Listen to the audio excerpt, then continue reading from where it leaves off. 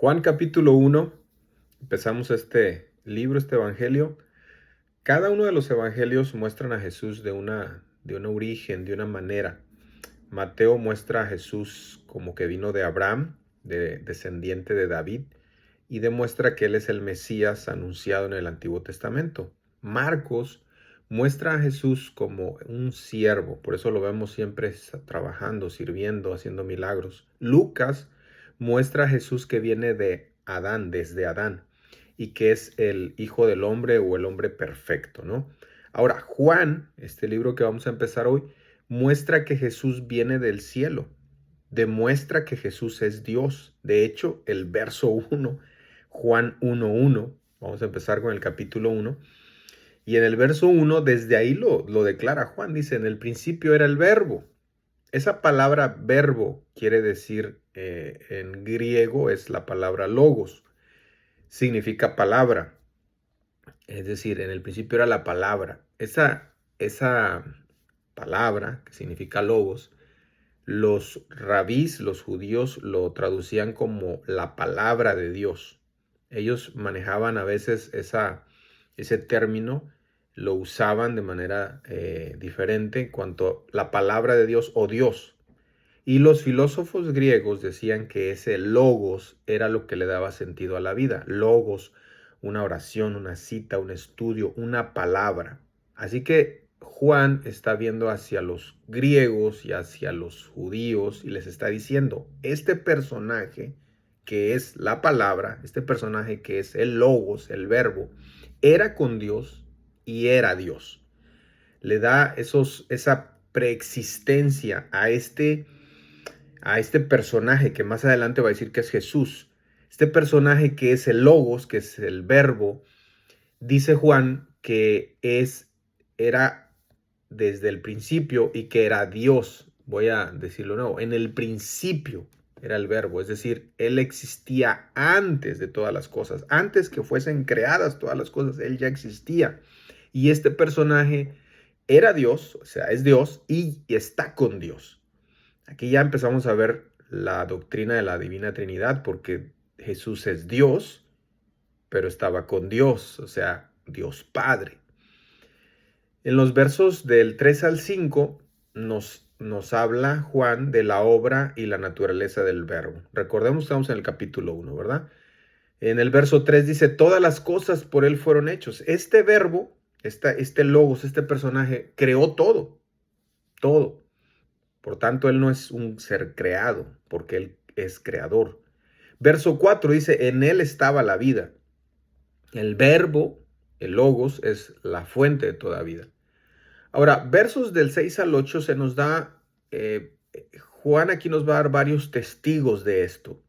¿De qué? De que pues el verbo era Dios y el verbo estaba con Dios y que el verbo era la luz y el verbo era el creador.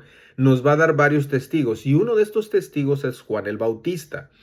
Y de los versos 6 al 8 se nos narra acerca de Juan el Bautista. Él nos dice en el verso 8 que él no era la luz, ¿sí? Él no era la luz, él no es. Este hombre llamado Juan, él no es el Mesías. Versos del 9 al 11 se nos habla del rechazo del verbo. Verso 11, léalo. A lo suyo vino y los suyos no le recibieron. El mundo no le conoció. Muchas veces se toma este texto como solo el pueblo judío. No, es el mundo en general. Es decir, Dios, el creador del mundo, vino a sus criaturas y sus criaturas no le conocieron, no le recibieron. Versos 12 al 13, los que reciben al verbo. Verso 12, a los que creen en su nombre, les dio potestad de ser hechos hijos de Dios. A los que reciben a este verbo, por eso a veces decimos, ¿no? Recibe a Cristo, recibe al verbo. Los que han recibido, los que han creído en él, se les da un derecho. ¿Cuál es ese derecho? Ser hijos de Dios. Verso 14, finalmente nos dice Juan que ese verbo fue hecho carne. Lea el verso 14, dice, y aquel verbo fue hecho carne y habitó entre nosotros. Obviamente está hablando de Cristo Jesús. Ese logos, esa palabra de Dios se hace carne. Dios se hace carne a través de Cristo Jesús. Ya no tenemos que batallar para encontrarlo. Juan está diciendo, Él vino a nosotros. Dios, el Creador, el Logos, el Verbo, se hace carne y habitó entre nosotros. Puso su morada entre nosotros, ¿no? Sigue el capítulo hablando del testimonio de Juan el Bautista. Acuérdense, él nos va a presentar varios testigos de que Jesús es el Verbo. Entonces, de los versos 19 al 22, los líderes religiosos de Jerusalén cuestionan a Juan el Bautista, que si él era el Cristo, que si él era el profeta, que si él era Elías. Y en el verso 20, Juan el Bautista dice, yo no soy el Cristo. Acuérdense, Juan es el evangelista, el discípulo. Y Juan está hablando de Juan el Bautista, otro Juan. Y aquí nos está diciendo que Juan el Bautista dijo que no era él el Cristo. Pero en el verso 29, este Juan el Bautista hace una declaración. El siguiente día, lea el verso 29, el siguiente día vio Juan a Jesús que venía a él y dijo, he aquí el Cordero de Dios que quita el pecado del mundo. Así que Juan ya nos está declarando que por el testimonio de Juan el Bautista, Jesús es el Cordero de Dios, Jesús es el Verbo. El Cordero porque cuando había que expiar los pecados, Dios ordenó que se sacrificara un cordero. Bueno, Jesús es ese cordero, pero es el Cordero de Dios. Es el único que quita el pecado del mundo. Jesús vino a quitar el pecado del mundo. Ese es el gran problema de la humanidad. No es la pobreza, no es la enfermedad, no es que los sueños no se cumplan. No, el gran problema de nosotros como raza humana es el pecado. Y Jesús vino a quitar el pecado, vino a morir por nosotros para quitar el pecado. Versos del 30 al 34, ahí está el testimonio de Juan el Bautista. Él dice así directamente que Jesús es el Hijo de Dios. Y Juan dice que hay una señal que le fue dada por Dios en el verso 33. Dice, sobre quien veas descender el Espíritu y que permanece sobre él, ese es el que bautiza con el Espíritu Santo. Dios le dio esta señal a Juan el Bautista y cuando él la vio en el Mesías, cuando él la vio en Jesús, dijo, este es el Hijo de Dios.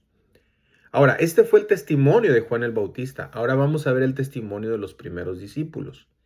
Versos 35 al 39, hay dos discípulos de Juan el Bautista, que comienzan a seguir a Jesús. Uno de ellos era Andrés. Y el otro muy probablemente, no se dice el nombre, muy probablemente es precisamente el escritor de este libro, Juan, el discípulo. Versos 40 al 42, Andrés, uno de los discípulos de Juan el Bautista, ahora trae a su hermano, Simón Pedro. Versos 43 al 44, Jesús llama a Felipe, otro discípulo. Versos 45 al 51, ahora Felipe invita a Natanael. Usted va viendo cómo los discípulos se van juntando. Y Natanael debe vencer un prejuicio para seguir a Jesús, porque Natanael, cuando escuchó que Jesús era de Nazaret, dijo en el verso 46, de Nazaret puede salir algo bueno. ¿Sí? O sea, él era sincero, él decía, Nazaret era de lo peorcito en aquel tiempo, ¿no? Tenía una mala reputación. Bueno, de ahí venía Jesús, ahí creció Jesús en Nazaret. Y cuando Jesús le declara algo personal a Natanael, le declara algo personal que lo vio debajo de una higuera, Natanael pues dice, Rabí, tú eres el Hijo de Dios, verso 49, tú eres el Rey de Israel. Bueno, Jesús le contesta y le promete a Natanael en el verso 51, y con eso termino. Él le promete una señal más grande que la que había visto ya. Él le promete ver el cielo abierto. ¡Wow! Qué tremendo el capítulo 1, ¿no? Así empieza Juan dándonos testimonio que Jesús es Dios, el Dios encarnado.